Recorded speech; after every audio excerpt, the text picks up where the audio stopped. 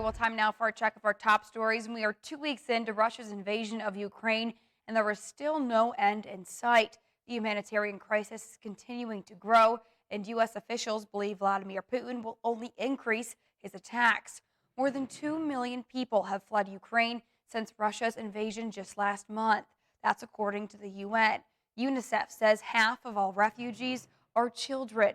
Multiple ceasefires have fallen apart, leaving thousands trapped in besieged cities. CIA Director William Burns told lawmakers the war will only get uglier as Vladimir Putin presses on. President Biden announced a U.S. ban on Russian oil imports to ramp up pressure on Russia. The president said he will try to soften the impact. Lawmakers are considering a pause on the 18-cent federal gas tax. In the meantime, some of America's most famous brands are also pulling out of Russia. McDonald's, Coca-Cola, and PepsiCo all say they'll boycott the country for the invasion of Ukraine.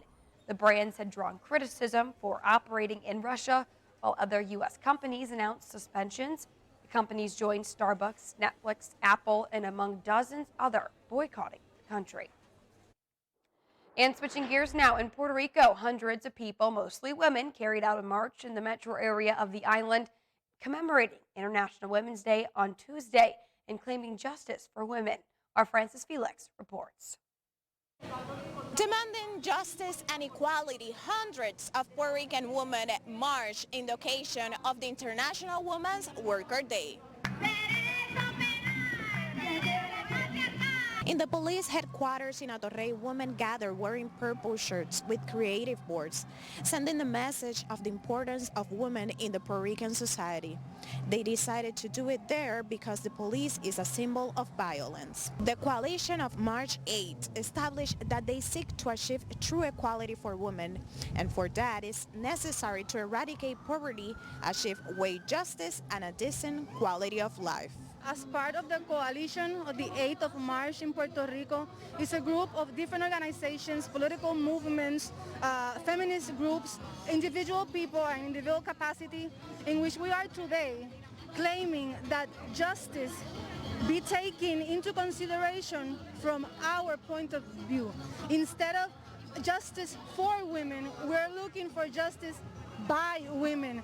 And that is the important aspect of today, to be able to proclaim that we know our best interests and that not necessarily the already existing structures in Puerto Rico attend our problems with our perspective. So it's very important that we let our voice be heard, but also that we are claiming new spaces that we participate fully in the process of changing the structures in order to best serve women's perspectives, needs, and claims in the society.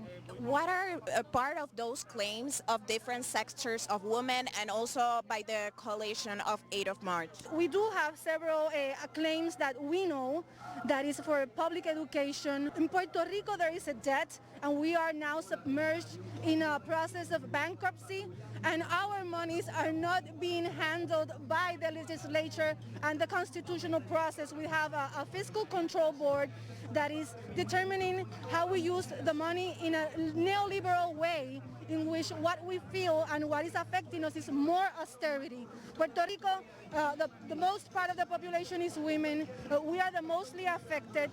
We are being killed by feminicides in a growing manner, and it simply has to be dealt with from our perspective. In representation of Casa Protegida Julia de Burgos, right now we are here with claims that our survivors wrote in portals, and so we are marching for them because they cannot be here because of security measures, but we are here trying to visualize what they are claiming from the state and from the agencies, so that their processes are taken into account, that their experiences are taken into account to better the services and also to better how justice systems respond to gender violence in Puerto Rico. This march was dedicated to the decease of the first Secretary of Women in Puerto Rico, Maria Dolores Fernos. Different groups point out that violence is the main problem of injustice that women suffer in the island. So they will be keeping expressing their claims so their voice will be heard. From Atorrey, Puerto Rico, Frances Felix. All right, thanks so much, Francis. Well, it took just a few votes for a man new to the political scene in the Turks and Caicos to unseat a veteran politician. So how does he plan to improve the TCI? Well, our One Caribbean News' Deandra Hamilton finds out.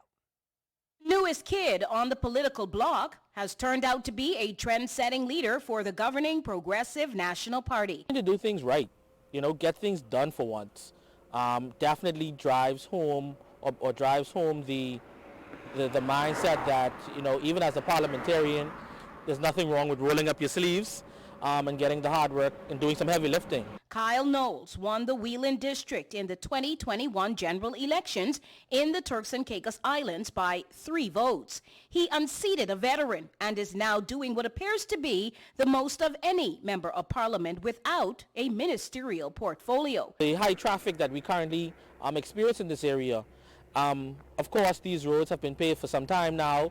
So over time, there has been a lot of erosion to the side with damages to the curbs and what's not. So wanting to mitigate the risk of it all. The roadway could be described as a death trap. A tricky curve has cost lives and resulted in freakish accidents. Motorists do speed along this thoroughfare, as you can see, but taking back the bush, which once jutted out into the highway, and widening the roadway has brought an end to traffic tragedies and relief to pedestrians. They did. They got a tractor, they got a grader, they got a roller, they got a few loads of quarry, along with a water truck, and they just proceeded to carry out the exercise, putting the quarry down, pushing it so that it will take shape, watering it so that it will be hard and fastened to the road and to the current size or area that they were working on. And primarily that was basically it. Knowles still has that dump to tackle, a big stinky problem which he promises he's on top of. We've made significant strides with the CDB consultation. Deandra Hamilton reporting.